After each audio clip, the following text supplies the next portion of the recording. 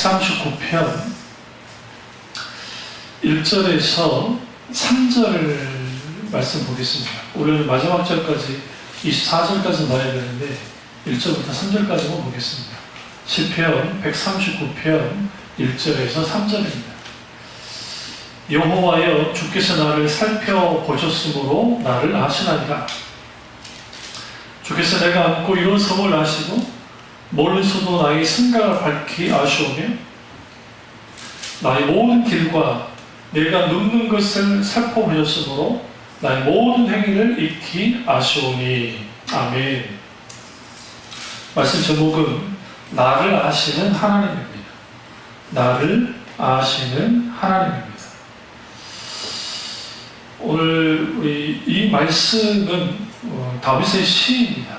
그리고 다윗이 이제 그 자신이 어떤 존재인지 하나님 앞에, 그리고 하나님이 자기를 얼마나 어떻게 아시는지에 대해서 그가 이제 하나님 앞에 이제 고백을 합니다. 16절 보시면 내 형들이 이르기 전에 주의 눈이 보셨으며 나를 위하여 정한 날이 하루도 되기 전에 주의 책에 다 기록되었나이다. 그러니까 내가 형제를 이루기 전에, 엄마 뱃속에 잉태되기 전에 이미 하나님께서 우리를 뭐하고 있다고요? 다 보셨다고 주님이 말씀하고 있습니다. 이처럼 하나님은 우리의 마음과 생각을 아실 뿐만 아니라 우리가 말하기 전에, 그리고 내가 뭔가를 하기 전에 이미 주님이 아신다고 말합니다. 하나님은 우리의 마음과 생각을 꿰뚫어 보실 뿐만 아니라 우리 입속에 담는 말, 내뱉는 말 한마디 한마디를 모두 알고 있습니다.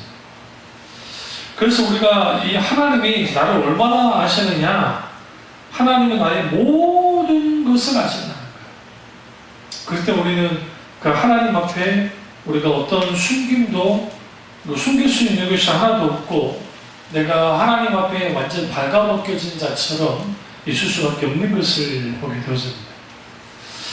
그런데 우리의 마음을 아시고, 하나님이 우리의 마음을 아시고, 그리고 우리가 이제 그 내 마음을 아시는 그 하나님 앞에 우리가 섰을 때 어떤 태도를 가지고 살아야 될까, 신앙생활을 해야 될까, 이게 아주 중요합니다. 로마서 8장 27절을 보면 마음을 감찰하신 이가 성령의 생각을 하시나니 이는 성령이 하나님 뜻대로 성도를 위하여 간구하시리이다. 마음을 감찰하시는 이에 집중하셔야 돼요. 하나님이 뭘 감찰하시느냐? 우리의 마음을 감찰하십니다. 그 우리는 어떤 마음이 있어야 돼요? 하나님 마음에 합한 성도가 되기를 몸부림치세요. 나를 아시는 하나님 앞에 우리가 서서 가장 먼저 할 게 뭐냐? 내 마음이 하나님과 합해져야 돼요. 합한다는 말은 통한다는 거예요. 주님과 우리 마음이 통하는 거예요. 이심전심이라는 말이 있는 것처럼 하나님의 마음이 내 마음이 같이 이렇게 통하는 게 있어요. 근데 그것이 가능하려면 하나님의 말씀과 성령 충만함이 우리 가운데 있어야 돼요. 그래야 그 속에서 하나님과 우리와의 마음이 합할 수 있는 그런 상태가 됩니다. 그래서 하나님은 하나님 마음에 합한 그 사람을 통해서 자신의 뜻을 보이시고 자신의 뜻을 이루어주세요. 어느 날 한국교회의 위기는 뭐냐면, 교인수가 줄어가는 거 그것도 위기있지만 더 큰 위기는 뭐냐면 영적으로 거의 대부분이 이제는 침체될 정도로 침체되는 겁니다. 사실은 좀 초등교회나 교회가 큰 교회들은 그걸 잘 못 느껴요. 왜 그러냐면 여전히 사람이 많으니까요. 그래도 그 대신 이제 체감하는 것은 어떤 교회는 초대형 교회인데요, 헌금에 약 100억 정도 주고, 우리나라의 초대형 교회죠. 그러니까 수천억 헌금에 막 들어오는 교회인데, 그런 교회가 왜 그러냐? 베이비 부모들 은퇴를 하고 이제 헌금하는 분들이 헌금을 못하게 되니까 또 청년들도 적잖아요. 그러니까 이제 헌금이 급격하게 줄어드니까 교회 사는 일이 뭐냐면 이제 전도사들이나 목사들부터 자르는 거예요. 부목사들. 이제 구조조정을 해가지고 세상 경우가 똑같죠. 그러니까 목사님들을 자르고 전도사들을 잘라요. 부목사들을 자르고. 그러면 이제 그 인건비 조금 줄이면 조금 숨통이 트이지만 그렇다고 되나요? 솔직히. 그 뭐가 어떻게 되겠어요? 이제 좀 더 양들을 돌보고 하는 게 더 좀 더 덜하게 되겠죠, 아무래도. 그러니까 그렇게 돼가고 있는 그런 현실이에요. 한국교회가 한참 하나님 은혜 가운데 엄청나게 성장할 때에 우리나라 그 초등교회 그 교회의 그 부모교육자의 수가 거의 한 100,000여 명이 가까웠어요. 거의. 기도원까지 다 합하고 막 들어가고 길가 목사까지 합하면 1,000여 명 가까웠는데 그런 시대는 이미 지나버렸습니다. 그러니까 그러면 이제 헌금이 줄어들었으면 위기냐? 그거보다도 그 찬양계에도 그 찬양하는 그분들도 많이 죽어 있고 이제 더 이상 음반이 안 팔리기 때문에 기독교 그 CCM 찬양하는 그런 분들이 이제 만들지 않아요. 그리고 이제 책도 거의 팔리지 않습니다. 제가 예전에 봤던 그 서점들이 많이 문도 닫고 규모를 줄여버리고 하는 일들이. 그러니까 서점도 안 되고 기독교 서점도요. 그뿐 아니라 예전처럼 한 세대를 풍미하는 이제는 그런 목회자들이 나오진 않잖아요. 쇼맨십하는 목사들 말고 막 TV에 나와가지고 막 그런 사람들 말고 솔직히 그런 분들이 한국교회를 일주경으로 만들어 놨기 때문에 솔직히 말씀드리면 그러니까 그런 분들 빼놓고 정말 하나님께서 한 세대에 놀랍게 쓰시는 그런 이제 목회자들의 등장이 거의 없어졌어요. 그리고 그 기라성 같은 그 목사님들 다 은퇴하셨고요. 그 후임으로 들어온 목사님들이 죄송한 말씀인데 그 전 목사님들을 능가하는 분들이 없어요. 단 한 명도 없습니다.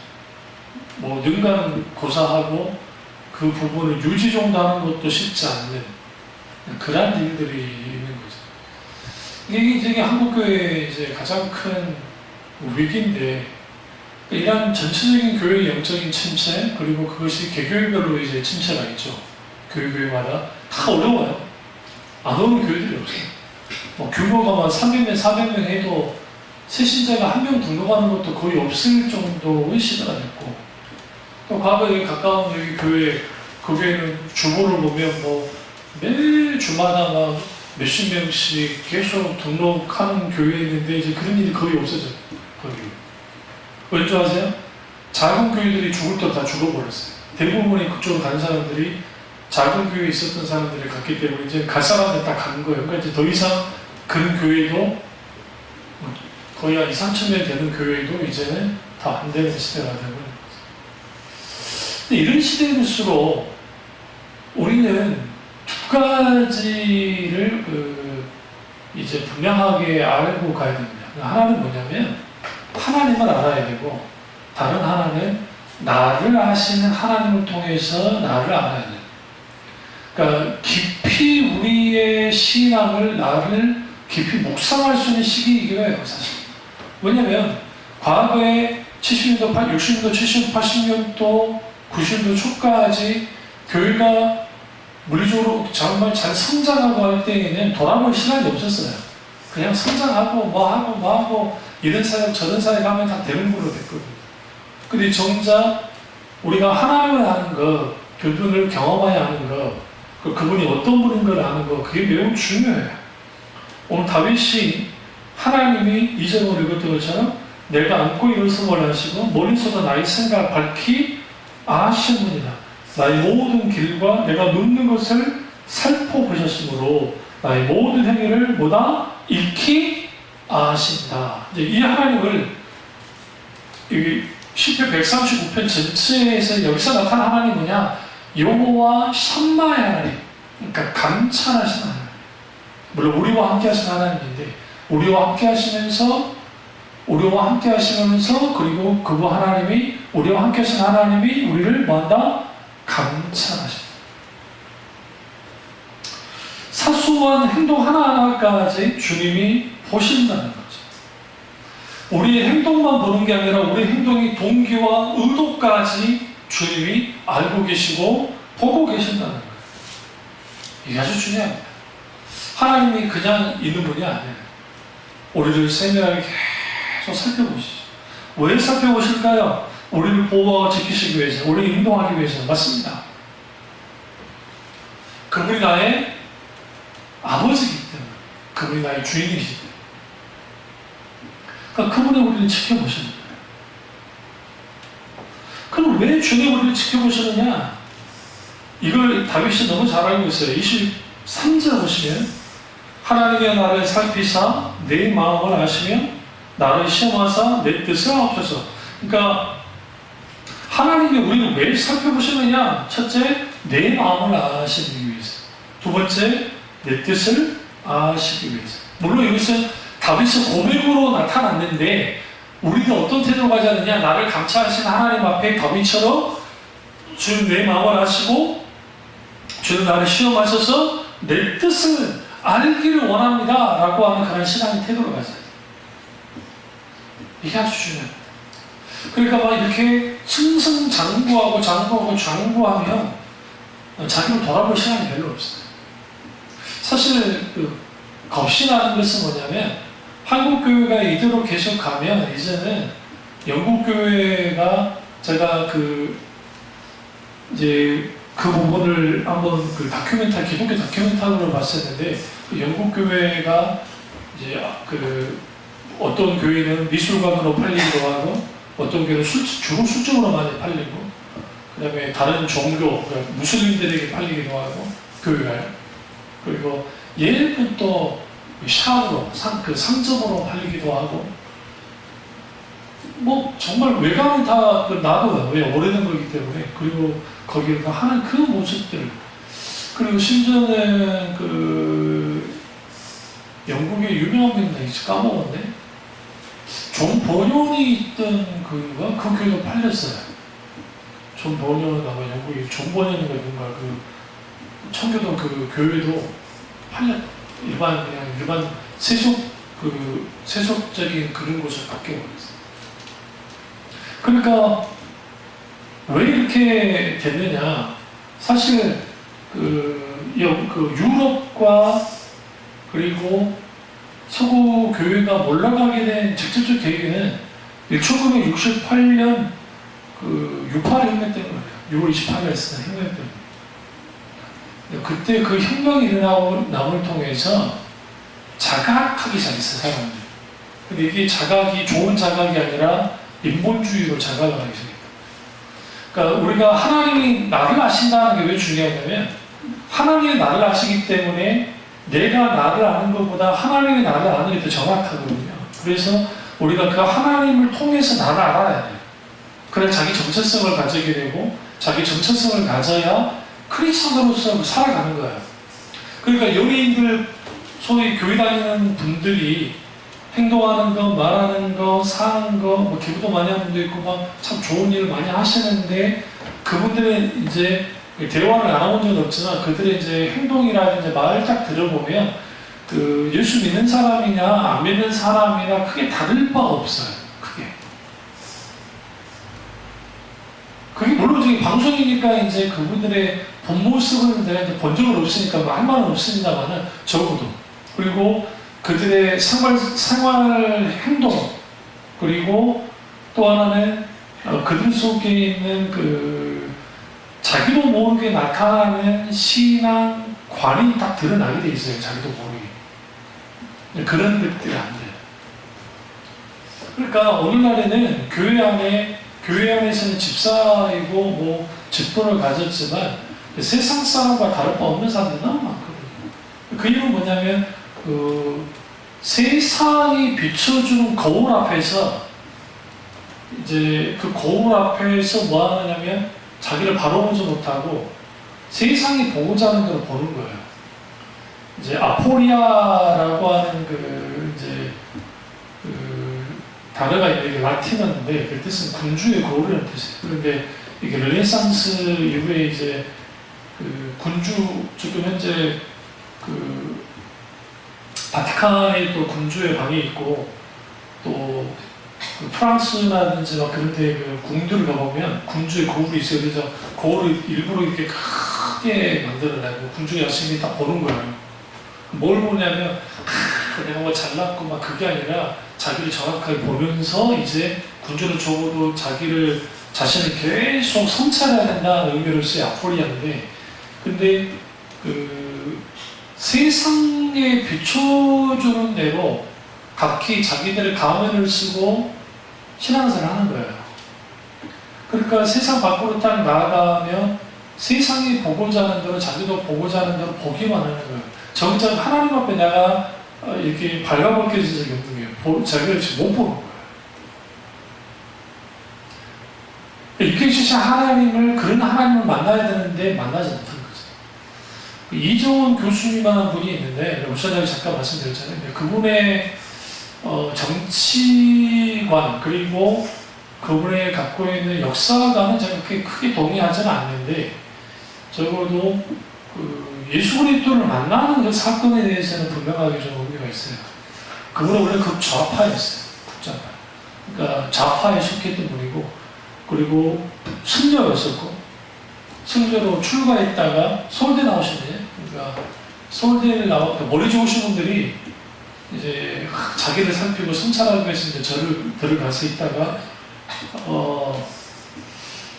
우리나라 대한민국 사회를 쭉 들여다보니까 그 대한민국을 좀먹는 곳이 교회라고 생각하고, 그래서 교회를 씨를 많이 하였다 싶어서 그분 이제 법을 전공이 있으니까 그래서 이제 법 가지고 했는데, 이분이 했던 일 중에 하나가 뭐였냐면, 우리 예전에 교회에서 막 투표 많이 했죠.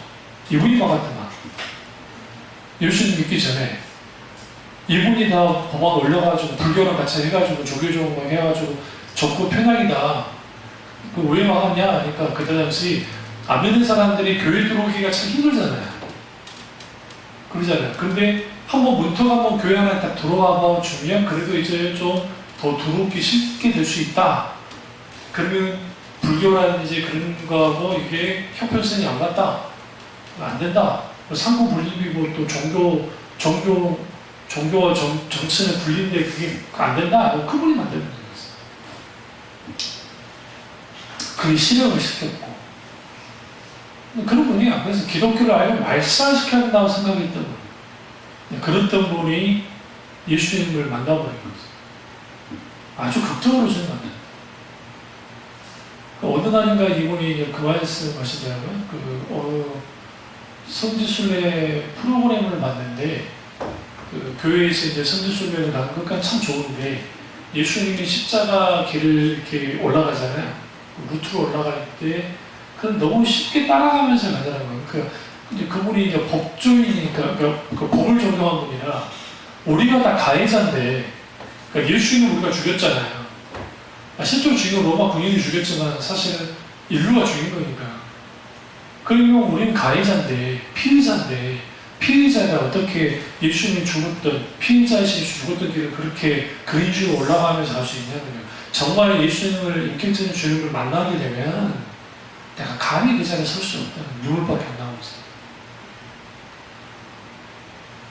우리는 선명하게 주님을 인격적인 하나님을 만난 경험을 하고, 그런 분들 속에서 있는데, 이제 그분의 역사관이 좀 문제가 있어요. 지금 우리 뉴라이트 그쪽 계열 역사관을 좀 갖고 있다. 그래서 그분하고 그 역사에 전혀 맞지 않는데, 그분은 불구하고 배울 점은 있어요. 배울 점은 뭐냐면, 한국교회 안에 침투해져 있는 수많은 공격들이 있고, 하나님 그때마다 그것을 이제 막으시긴 하는데,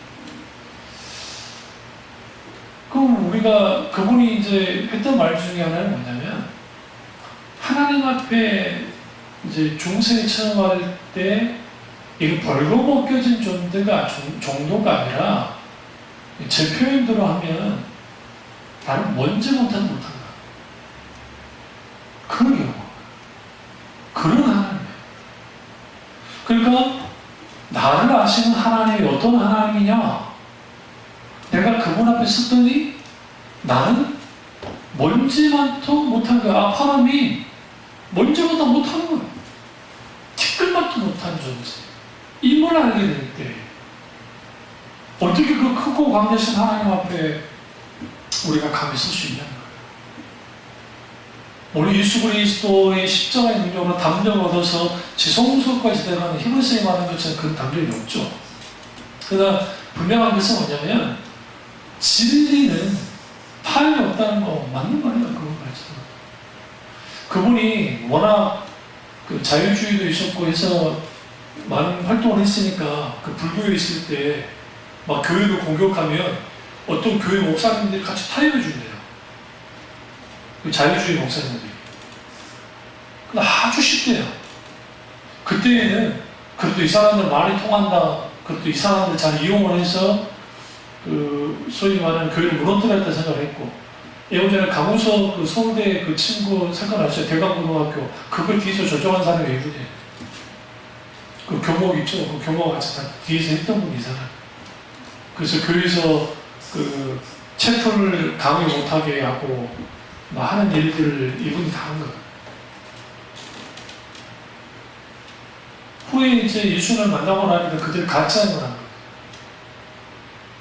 진리가 없는 사람들은 쉽게 타협한다. 대화가 돼요. 왜 대화가 돼요? 진리가 아니니까. 그러니까 인격자신 하나님을 우리가 아는 건 왜 중요하느냐? 나를 아시는 하나님 앞에 딱 섰을 때 내가 믿고 있는 하나님이 어떤 하나님이냐가 매우 중요한 거예요. 그러니까 오늘날 우리가 깊이 신학적으로든 신앙적으로든 뭐 기도 묵상을 통해서든 말씀을 통해서든 하나님을 깊이 묵상하고 아는 일들이 필요한데 그게 교회 안에 없는 거예요. 그러니까 교회 안에서 하나님을 믿는다는 것이 우리가 생각하는 정도의 것이 아닌데 그 정도밖에 안 되는 거지.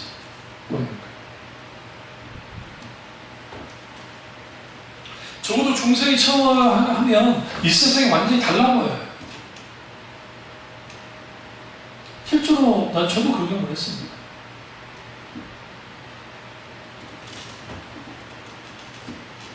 그리고 그분이 나를 감찰하실 때 나의 패고와 나의 모든 것을 아신다. 오늘 다윗이 뭐라고 마지막 고백 24절 보시면 내게 무슨 악한 행위가 있나 보시고 나를 영원한 길로 인도하소서. 성경에는 그 구약 성경에는 천국이라는 단어 자체는 없다 했죠. 그렇지만 의미적인 그 실제로 천국에 나타나는 게 영원한 길로 인도해요. 글쎄 그럼 이제 조금 더 머리를 써야 되는 설교죠. 영원하신 하나님이 계시고 근데 우리는 한계적인 인간이 하나님을 만났어요. 죄 때문에 한계가 있잖아요. 근데 만났는데 그 하나님으로 말미암아 영원한 생명이 우리 안에 들어왔어요. 근데 우리도 이제 영생을 갖는 자가 된 거예요. 우리가 잘나서가 아니라 주님의 은혜 때문에, 전적인 은혜 때문에. 그러면 우리는 적어도 영원하신 하나님 믿을 때 영원하신 하나님으로서 믿어야 돼요. 근데 우리는 하나님을 믿을 때 어떻게 믿냐면 나의 한계적인 삶 속에서 생사 화복을 그냥 주관하는 정도의 하나님만을 믿는 거예요. 세상 신도 그런 신들이 많잖아요. 인간이 만들어낸 신들 중에. 그러니까 그런 신이 되기를 원하는 거예요. 왜? 그게 순서적이에요. 우리의 체질을 아시고 우리가 진토함을 기억하신 하나님이 우리의 모든 생각과 우리의 행동을 아세요. 우리의 과거, 우리의 현재, 우리의 미래까지 알고 계시죠. 나를 감찰하시고 나의 모든 것을 아시는 하나님이 어떤 환경이 있을지라도 주님의 오른손, 주님의 권능의 손으로 우리와 함께 항상 함께할 뿐만 아니라 흑암이 나를 덮고 그리고 나를 두른 빛이 밤이 될지라도 뭐예요? 대낮처럼 밝게 하시는 빛 되신 하나님, 그분이 우리 하나님이라는 거죠. 그런 하나님을 알아요. 그러니까 우리가 하나님을 알아야 되고, 그리고 하나님이 나를 아시고, 그 아시는 하나님을 통해서 나를 알아가는 것들이 있어야 그때 비로소 하나님과 나 사이에 영어를 좀 쓰겠습니다. 포지션이 정해지는 거예요. 포지션만 무슨 말이냐면 위치가 딱 세워지는 거예요. 그러니까 우리는 자꾸만 하나님을 내가 원하는 대로 끌어가기를 원해요. 하나님은 하나님의 뜻 가운데 내가 따라오기를 원하시고. 그러니까 이게 안 맞는 거예요. 이게. 그럼 어떤 교회들이 그러면 그 지지를 받느냐? 그 오늘날의 사회는 막 감동주가 하는 거. 이번에 대해서 이종호 교수님이 제가 설교했던 거 똑같이 말해요. 그러니까 이걸 예수 소비라는 표현을 써요. 예수 소비. 그러니까 제가 이제 종교 소비에 대한 설교를 했죠. 그러니까 그 예수를 소비하는 건데 사람들이 교회 와서 아주 감정의 격한 감정을 받는다는 거예요. 그래서 예를 하나 드리는데 그게 뭐냐면 어떤 그 간호사가 있는데 수간호사가 악녀 아주 일시킬 때 막 잡아먹으려고 막 사람을 못 살리고 달달달 볶는다. 그냥 예수 믿는 사람이니까 내가 저걸 그냥 독약을 타서 그냥 약을 타서 그냥 죽여버릴까라는 생각하고 교회 왔는데 교회 오니까 교회에서 막 위로도 해주고 막 소위 말하는 막 붕괴 같은 막 분위기를 띄워주고 막 감정을 끌어올려주는데 가서 막 예배를 드린다 그러면 거기서는 막 된 것 같고 막 용서도 할 것 같고 막 감정적으로도 이제 많이 된 것 같은데 그 막상 이제 병원 직장으로 또 돌아가면 그 수강나서만 봐도 자기한테 뭘 잘못하지 않아도 이 감정이 끌어올라서 이거 반드시 내가 독을 다 죽여버릴 거야 라고 하는 그런 마음을 갖게 됩니다. 실제 행동을 하지 않을지 몰라요. 이게 마음으로 하는 살인이잖아요. 그래서 교수님이 했던 말이 참 저도 의미 있다 생각해요. 그들의 변화는 어디 있냐? 뭐가 변화됐냐는 거예요. 뭐 그게 막 그러니까 전하대 조도 목사님에 대해서 말하더라고요. 신앙 감정론이라는 말을 했는데 맞는 말이에요. 저 같은 경우도 신앙 감정론이라는 책을 읽고 전하다 에드워드 목사님보다 마틴 로드스 목사님의 영향을 받았기 때문에 그 감정 물론 이거는 이제 에디토저 저 모임도 마찬가지 초보들은 말할 것도 없고 그분들이 다 그러긴 했지만 사람들의 감정이 직접적으로 호소해서 그 감정을 끌어올려서 소위 하는 식의 소위 말하는 사람을 하는 것은 일종의 마음을 훔치는 건데 그게 성령이었어요. 성령. 예수님의 예화를 보시면 그게 감동이 있던가요? 잔잔해요. 예수님의 예화라는 게 다 생각해보세요. 바꿔는 거 그 둘이 또 그런 거 드라크마 비유 뭐 막 찾다가 하는 거 기타 등등 뭐 탕자의 비유가 좀 이제 좀 드라마틱하고 왜 그런 비유들을 보시면 그러거든요. 거기는 감정이 호소하는 게 아니라 하나님 나라의 진리를 그들에게 온전히 드러내기 위해서 주님 그렇게 하신 거죠. 그러니까 우리가 하나님을 믿을 때에 그 하나님이 내게 어떤 하나님이냐 말로는 표현할 수 없는 하나님. 그런 깊은 주님이라는 목사님이 필요하고 그래서 신학도 굉장히 중요해요. 김단성 목사님이 나는 이렇게 신학했다라는 책을 왜 썼겠어요? 그 책이 5만원짜리 5만원짜리 누가 사봐요? 저같이 가난한 목사가 돈이 없는데요. 그럼 어떻게 사봐요? 그 일본 냈는데 지금 이건 안 나오죠? 왜 안 나와요? 너무 비싸. 근데 목사님이 안 팔니까 알고 있었어요. 근데 제가 그 책, 비밀품으로 요약된 걸 제가 여기도 있어요. 지금 가지고 있는데 그 내용을 내가 기독교 서점에서 얻어가지고 그걸 차에서 한번 단번에 그냥 뭐 많이 내용이 많은 게 아니니까 쭉 있는데 제가 감동받았다는 거예요. 뜨거워졌어요. 갑자기 가슴이 뜨거워져. 그 초대교회 교부들의 이야기이긴 했지만 그러면 그런 작업을 몸도 안 좋은 목사님이 건강도 그렇게 좋지 않는 분이 그 작업을 막 한 거죠. 왜 그랬어요? 오늘 한국교회의 가장 문제는 신학 실종이에요. 윤리 실종도 있겠지만 신학의 실종. 그러니까 신학의 실종이 되니까 이제는 교회에서의 교회가 아주 가벼워졌어요. 우리가 스님들 무시하면 안 돼요. 왜 그러냐면 솔직히 방송 나오는 스님들은 솔직히 그저 그런 분들이 많지만 사실 공부 참 많이 하는 스님들이 있어요. 그분들하고 이야기를 나누면 다르대요. 제가 경험하진 않았지만 교단종 목사님 말씀이시죠. 아주 공부 많이 하니까 그러니까 어쩔 때 이런 생각이 드는데 왜 저런 사람이 중상하지 못했을까 생각이 드는데 예수님만 만나면 바로 중상한 사람인데 아주 좋은 분들 많고 스님들 중에 아니 지금 뭐 조계종이나 막 그런 사람들 말고 뭐 그 위에 있는 사람들 말고 정말 진정한 부도자로 가는 분들도 계시다는 거죠. 그러니까 그분들이 안타까운 거죠. 그분들 예수를 만나면 달라질 텐데.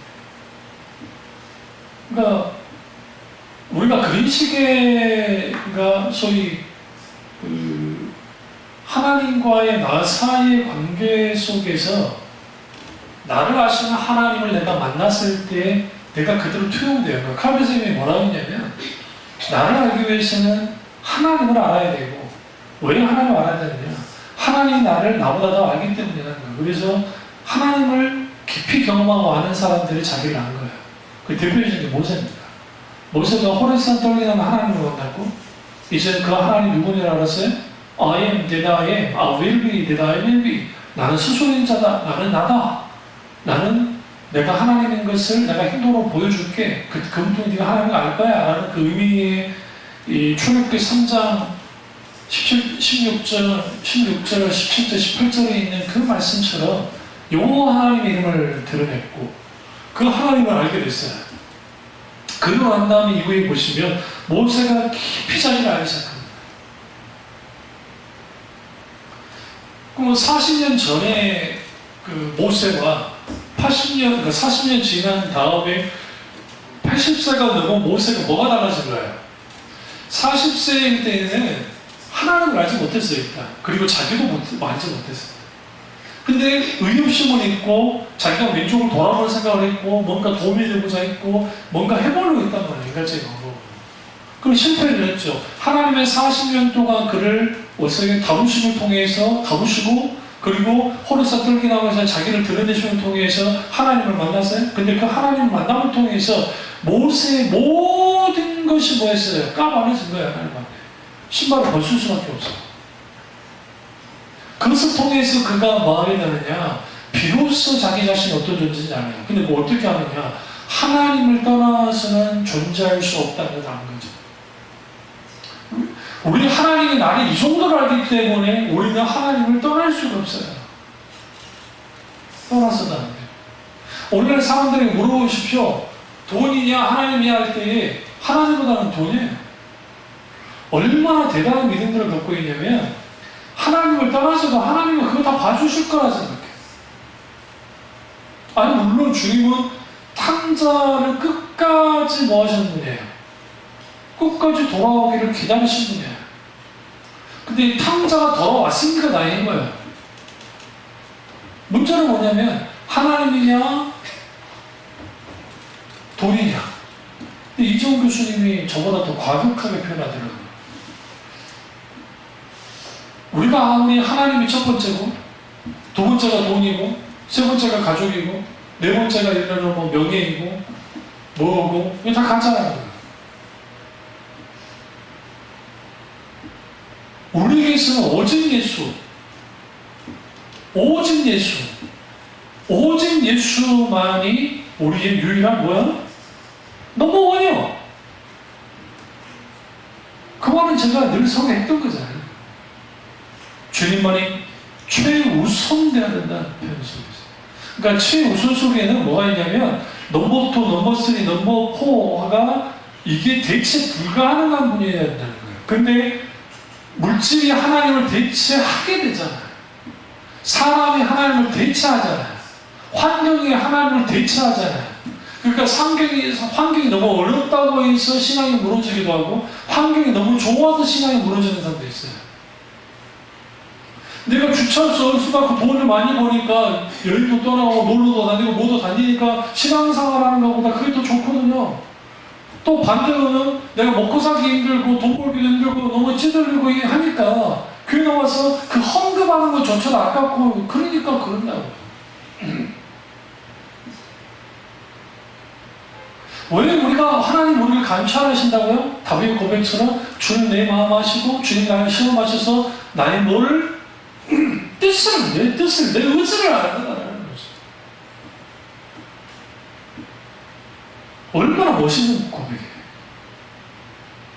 다윗이 우리는 이것을 통해서 우리 신앙이 정말 하나님을 아는 것과 하나님과 관계를 맺는 것, 그리고 하나님이 나를 친밀하게 하시고 세밀하게 하시고 나도 하나님을 친밀하게,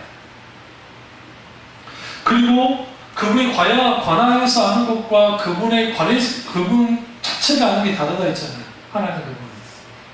하나님 관하여서 아는 것도 중요하다 했어요. 성경에 많은 게 신학적으로 많이 알려주니까. 동시적으로 하나님을 경험해야 하는 것이 분명히 있어요. 둘 다 같이 가요. 제가 어떤 뉴스를 잠깐 무슨 프로를 잠깐 보다가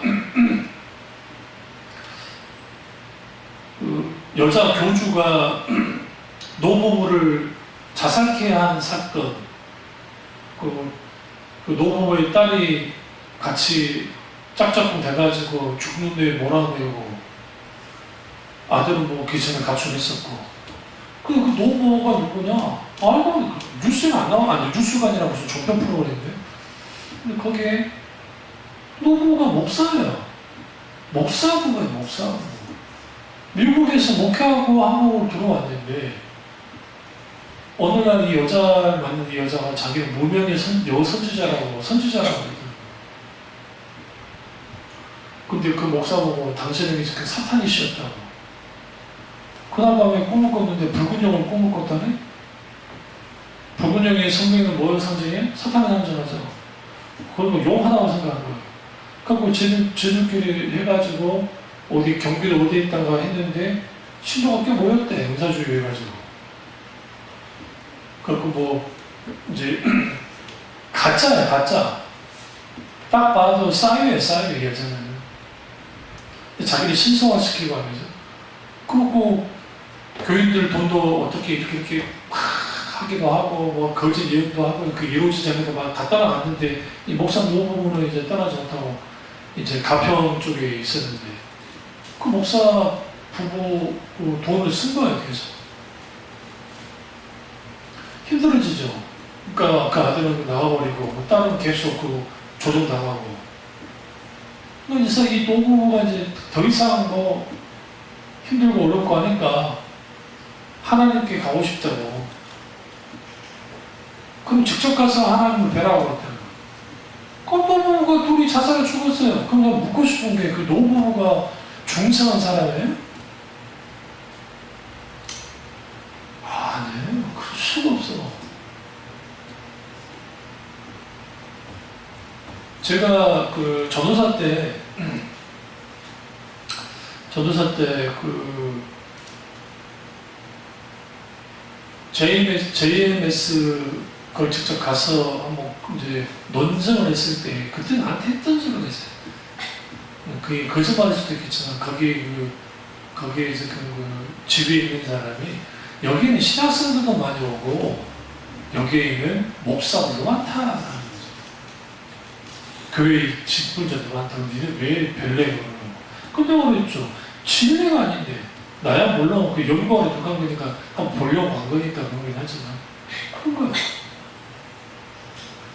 박옥수 쪽에 이단들 속에 교육 중직자가 굉장히 많아요. 영적인 분별력이 없으니까 그게 그거 같거든. 그런 일들이 그 사람들이 정말 중생각 크리스찬인가? 그럴 수가 없어요. 그럴 수가. 이게 안타까운 한국교회 현실. 인격자신 하나님을 만나야죠. 보세요. 하나님이 우리 이 정도로 아시는 하나님인데 우리를 모든 것을 아시는 분이잖아요. 그 하나님을 만났을 때 우리는 어떠하겠어요? 어떠하겠어요? 우리는 다를 수밖에 없어요. 아, 이분이 참이시구나. 이분이 진짜였구나.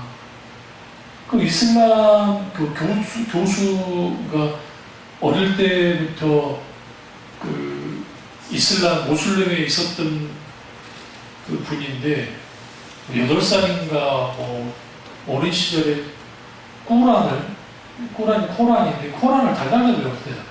그 영재 소리를 들었대요. 근데 그분이 후에 이제 그 이집트의 아주 유명한 그 무슬림 학교 다 나와가지고 교수까지 되고 또 이맘이 된 거예요. 그러니까 집회에 우리로 말하는 목사 같은 분인데 그 자리에 올라간 거예요. 그리고 이제 계속 꾸란을 보고 하는데 어느 날인가 그들이 믿고 있는 알라에다 의문이 들기 시작해요. 강의도 하고 하는데 진짜인가 가짜인가 이게 안 믿어지는 거예요. 그래서 이제 이분이 이제 대학원생 앞에서 이제 강의하다가 알라에 대한 의문이 있다라고 했는데 이걸 종교경찰한테 꼰지를 그래서 잡혀가지고 고문을 당하고 그래서 이제 같은 고문을 당하고 난 다음에 이제 그냥 죽일 수 없다고 해서 우리 도베르만이라는 개 쪽에 그 사냥개 아주 무섭습니다. 그 개를 쫄쫄 굶겨가지고 잡혀 먹게 하려고. 근데 이제 이분이 그때 하나님이 계시다고 한다면 그 하나님이 이제 그 기독교의 하나님 아닐 수 있어요. 그런데 그분이 이제 정말 살아있는 하나님이 계시다고 한다면 살려주십시오. 라고 쭉 기도를 했어요. 속으로 기도했는데 돌변하면 이제 쫄쫄 굶었으니까 달려들 거잖아요. 탁 풀었는데 애들이 공격을 안 하는 거예요. 그러니까 너무 놀라가지고 이거 그 푼 사람들이 안 되겠다. 일단 이제 개들을 치우고 쥐들을 공격하는 거예요. 쭉 보면서 큰 쥐들. 그러니까 쥐떼들을 이용해서 죽이려고. 그러니까 쥐를 딱 풀었는데 이 쥐들도 안 움직이는 거예요. 몰라 하도 막 고무당하고 맞아가지고 그 반 성장이 됐는데. 그러니까 이 사람들의 결론은 하나였어. 이거는 마귀에 들렸다, 사탄에 들렸다는 거예요. 근데 이제 무슬림들이 생각보다 미신이 많습니다. 이 사람들.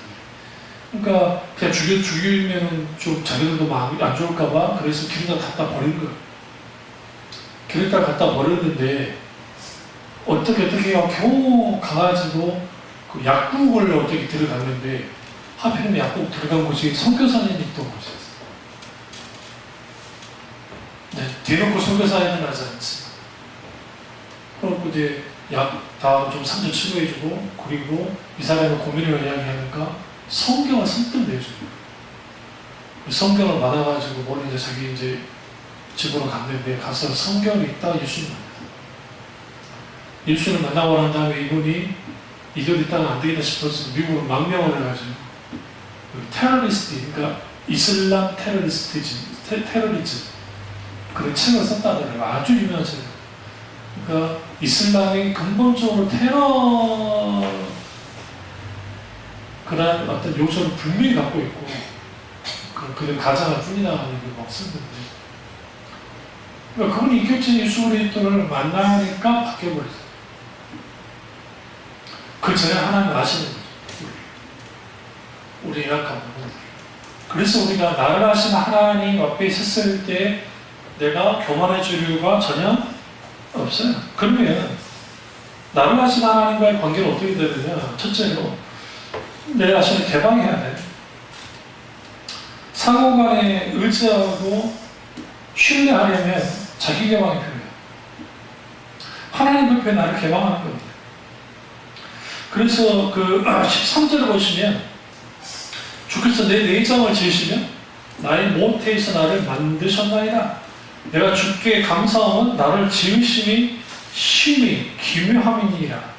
주께서 하는 일이 기이함을 내 영혼이 잘 아나이다. 우리 자신이 하나님 앞에 개방해야죠. 내가 열렸잖아요. 그러면 하나님은 이미 우리에게 다 개방하신 거예요. 아담과 하와가 타락하고 난 다음에 하나님을 계시하셨고, 계시하라는 뜻 자체가 배를 벗다라는 의미니까 주님이 그렇게 하셨고, 그리고 우리는 하나님과 상호 개방, 그러니까 이렇게 개방되어짐을 통해서 그 하나님을 깊이 알아야 돼. 하나님 그분 이 전지전능하신 하나님 때문에 우리는 뭐 해야 되냐면 우리가 이때까지 생각하지 못했던 이런 모든 것들을 깊이 알고 깨달아 아는 일들이 필요해요. 그리고 나를 알게 하시기, 하나님으로 하여금 나를 알게 하시기 위해서 반드시 내 마음을 열고 내 자신을 내어드려야 돼요. 내가 하나님 앞에 내 마음을 열자는 하나님은 전지전능하신 아시지만 적어도 내가 하나님 앞에 개방을 통해서 하나님의 나를 깊게 하시는 건 좀 달라요. 많이 달라요. 좀 다른 게 아니에요. 어떻게 다른가요? 페리라고 그렇게 나오잖아요. 하나님 나 이런 존재입니다 라고 인정할 때 거기로부터 하나님의 죄 쓰심의 은혜가 구속의 은혜가 우리 가운데 넘쳐나기 시작합니다. 그래서 우리가 내 자신을 하나님께 내어드리고 우리 죄를 하나님께 회개하고 십자가 복음 앞에 우리가 깨뜨려지기 시작할 때 그때 비로소 하나님과 우리 사이의 친밀한 관계가 시작돼요. 이게 아주 중요해요. 두 번째는 하나님과 관계되는 모든 장애물을 제거해야 해요. 사실 하나님과 나 사이의 관계의 최고의 장애물은 나 자신이에요. 누군가가 아니에요, 사실. 많은 사람들이 착각하는 게 저 사람 때문에, 이 환경 때문에, 뭐 때문에 하나님과 나 사이의 관계가 이렇게 문제됐어? 아니요. 그렇지 않습니다. 사실 하나님과 나 사이의 관계가 문제가 되는 것은 뭐냐? 내가 장애물이 되는 거죠. 그럼 우리가 보세요. 우리가 한번 내가 하나님과 나와의 관계가 어떠냐를 어떻게 알 수 있냐면 하나님과 나와 공통 관심사가 있냐는 거야. 하나님의 관심을 갖고 계신 게 있잖아요. 근데 그 하나님의 관심을 갖고 있는 것과 내가 관심을 갖고 있는 것이 많을수록 좋은 거예요. 근데 우리는 하나님께로부터 없는 데 관심을 많이 가져요. 그러니까 하나님 이거 해주시고 저거 해주시고 저거 해주십시오 라고 하는. 근데 하나님이 이렇게 원해요. 내가 원하는 게 뭔지 좀 물어봐 줄래? 내 관심사는 이거야. 사실 하나님의 관심사는 하나님의 백성이 하나님 나라의 백성으로서의 삶을 살고 하나님 나라의 정체성을 가지고 영원토록 하나님 나라가 이 땅에 도래해서 하나님 나라가 확장되어지고 그리고 하나님의 뜻이 이 땅에 이루어지는 거예요. 그러니까 이 땅에 이 뜻이 이루어진다 할 때 그 뜻은 하나님의 뜻이 이루어지는 건데 그것이 예수님만이 아니라 우리도 그랬다는 거예요. 그러니까 주님이 가르쳤던 주기도문에 하늘에 쓰는 같이 이 땅에서도 주님의 뜻이 이루어지라라는 고백처럼 하나님의 뜻이 우리와의 관심사가 되는 거예요. 그러니까 요즘 목사님 늘 했던 말이 그거예요. 오늘날 많은 사람들이 하나님을 믿는다고 하는데 그 믿기는 하는데 도대체 하나님 원하는 게 뭔지를 알고 믿냐는 거죠. 다 그냥 가정사 잘 되고 자기 교회 손장하고 그것만 있다는 거죠. 정정 영으로 구원하고 하나님 나라 확장을 시키고 어떻게 하면 하나님의 부흥이 이 땅에 임할지 하나님은 어떻게 이 시대에 유혹을 주셔서 하나님의 놀라운 부흥을 통해서 죽어가는 영혼들을 살릴지에 대한 관심을 별로 안 갖는다는 거야. 거의. 왜 그래요? 관심사하다는 관심사. 그래서 우리가 하나님의 마음과 내 마음이 이심전심으로 이렇게 통하게 되어지려면 나의 관심사와 하나님의 관심사가 맞아떨어질 때예요. 여러분이 친구들하고도 같이 어디 잠깐 교제를 나누거나 어디를 놀러 가거나 했을 때 관심사가 비슷하면 충돌할 일은 거의 없어요. 오히려 더 재밌지. 근데 하나님의 관심사는 이건데 나의 관심사는 이거란 말이에요. 그러니까 이게 안 맞는 거야. 그러니까 그 나를 아시는 하나님을 통해서 우리가 분명히 하나님께 내 자신을 개방함을 통해서 하나님을 더 깊이 알고 하나님이 나를 더 깊이 알도록 해야 되고 그리고 동시에 하나님과의 관계에서 방해되는 이 장애물들이 있는데 그 장애물들의 대표적인 나 자신이고 근데 나 자신인데 거기서 가장 중요한 게 나의 관심사라고. 하나님의 관심은 나의 관심사. 대부분의 자기 관심사는 뭐냐면 우리가 어떻게 이 세상에 잘 먹고 살고 건강하게 살고 행복하게 살고 즐겁게 살고 복도 누리다가 그 다음에 플러스 알파로 어떻게 하면 천국도 가볼까라고 하는 정도. 이 땅에서 하나님 나라의 삶을 실현하고 하나님 나라의 삶을 살지 못하는 거지. 그 이슬람 교수님이 어디서 깨진 줄 아세요? 마태복음 5장에서 깨진 거예요. 마태복음 5장을 읽고 있다가 심령이 가난한 자는 복이 있나니 천국이 저희 것이며 하는 그 산상수훈의 말씀을 깨져버린 거예요. 왜 깨져버렸냐면 자기가 코란을 그렇게 엄청나게 연구를 했고 코란을 그리고 그 엄청난 그 대단한 학자로서 살았지만 아주 단순하게 보이는 이 말씀인데 그 말씀에 완전히 달라지는데 심령에 대한 복이 있나니 천국이 저희 것이고 거기도 충격을 받고 더 큰 충격을 받는 것은 애통하는 자는 복이 있나니 위로를 받을 것입니다. 거기에 완전히 포함을 했어요.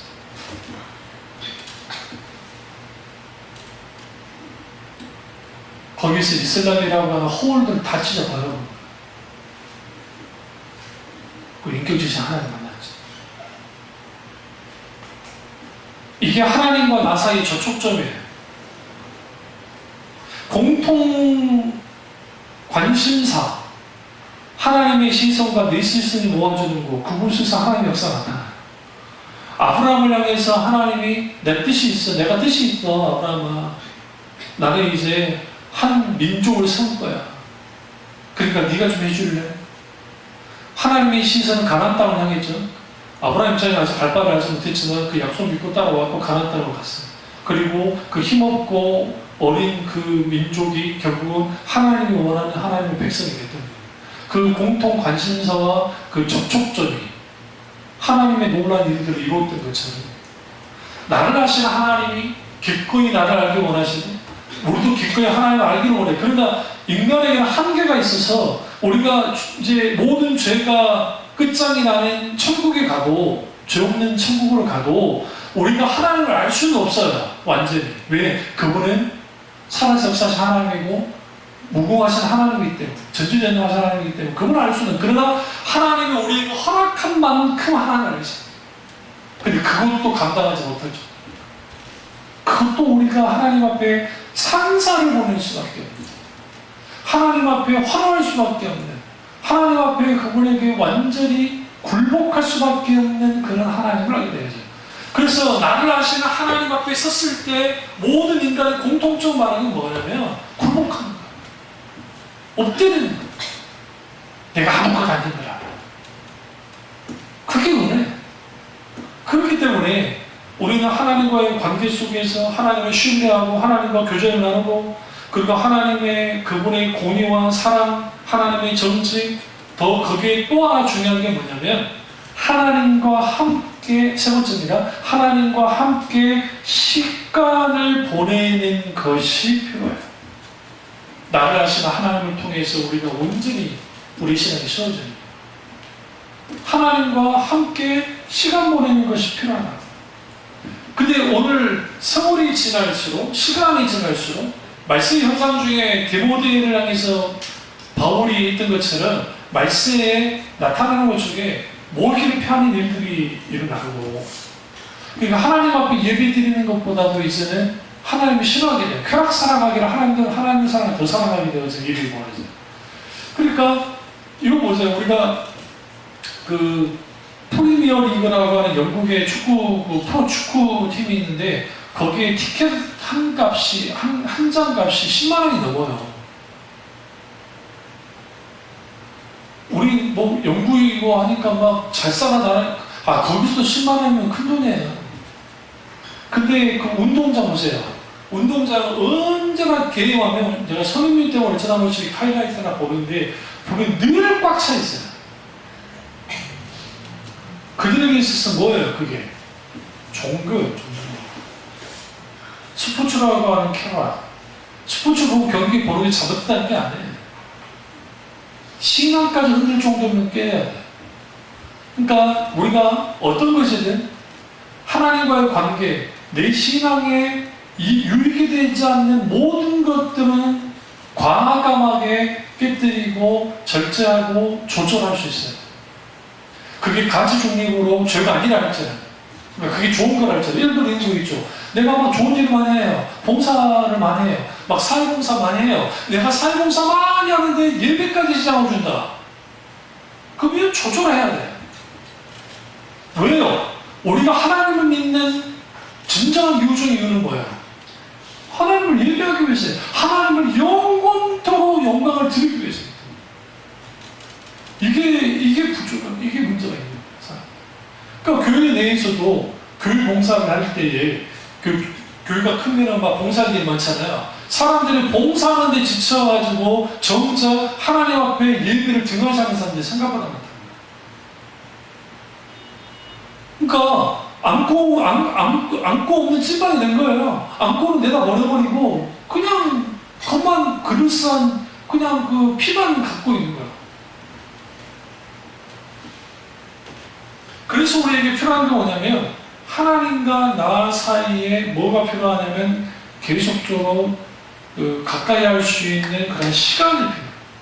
그래서 하나님과 가까워지는 것은 하나님과 가까워지는 시간이 필요해요. 시간이. 계속적으로 가까이 하고 그래서 우리의 습관 중에 찬양을 틀어놓고 설교를 들어놓고 그 다음에 뭐 기타 듣는 말씀 묵상을 틀어놓고 하는 그런 것들이 왜 필요하냐면 그런 것들이 우리 영혼에 영향을 줘요. 그리고 우리가 하나님을 아는, 그러니까 하나님의 위대한 목적을 발견할 수 있는 하나님을 아는 것이 필요해요. 근데 그것이 우리 가운데 어디서 하게 되어지냐면 내가 하나님 그분을 찾는 것, 특별한 장소가 따로 있는 게 아니고 찾는 그곳, 거기서 하나님을 깊이 하게 돼요. 그렇게 됐을 때 나를 하신 하나님 때문에 이제는 뭐 하게 되냐면 이 말씀 끝내겠습니다.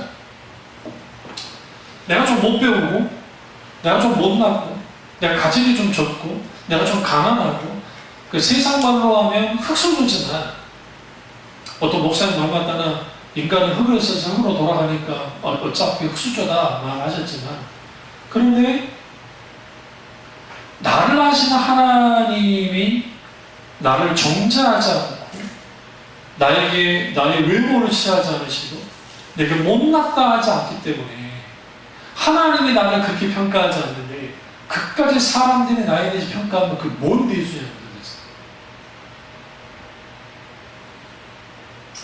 의미 없어요. 하나님의 평가가 가장 소중합니다. 그러면 우리는 주눅주에 살 이유도 없고 그리고 내가 좀 많이 갖고 있다고 교만할 이유도 없고 내가 뭔가 부족하다고 해서 자기감을 살 필요가 없는 거예요. 그래서 나를 잘 아시는 하나님 앞에 계속 나아갈 때 나의 속마음을 그대로 하나님께 털어놓을 수 있고 하나님 그분과의 깊은 대화가 가능하고 우리가 인생을 살아가면서 나이가 들면서 있게 되어진 인생 주기표 속에 있게 되어지는 그 의문들이 있거든요. 각기 인생의 의문들을 하나님 앞에 질문을 던지고 그 질문을 던질 때 하나님은 기꺼이 우리에게 때로는 질문으로 때로는 대답하시면서 우리에게 알려주시고 그런 것들 기도와 말씀과 그 다음에 설교 말씀을 또 같이 포함해서 그런 부분 속에서 있게 될 때 그 우리 인생이 풍요롭게 되었어요.